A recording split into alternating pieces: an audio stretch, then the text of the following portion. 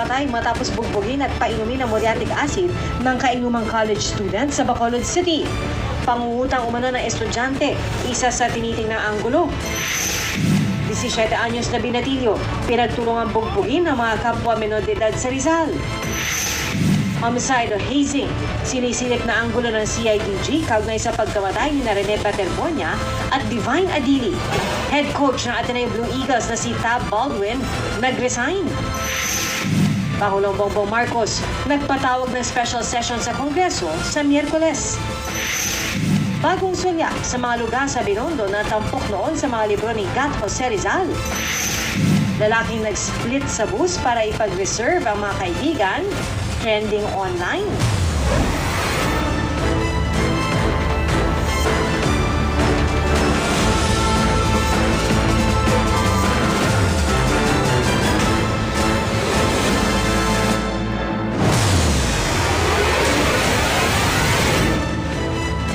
Magandang gabi.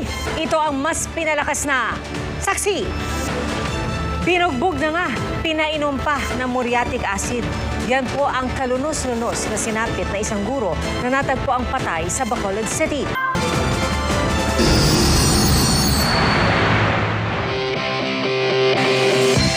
Dinadagsa kapag Chinese New Year, lalo na ng mga mahilig sa food trip. Susunod na! Ilang bahagi ng Batangas, inulan ng yelo. Ginagawang poso sa Iloilo. Apoy ang lumalabas, imbis na tubig. At pag-eksena ng isang pusa sa gitna ng pagtatanghal ng Romeo and Juliet. Magbabalik ka! Saksi! Saan mo ito nakakuha?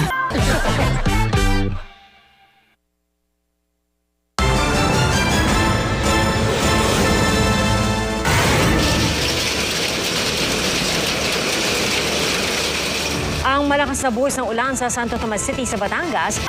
Ang inyong saksi.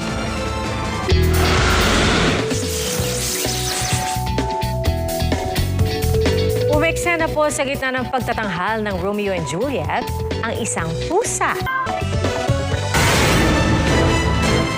Mga kapuso, salamat po sa inyong pagsaksi. Ako po si PR Kanghel. Ito ang GMA News. Walang kinikilingan, walang pinoprotektahan. Noon at ngayon, serbisyong totoo. Hanggang bukas, sama-sama po tayong magiging saksi!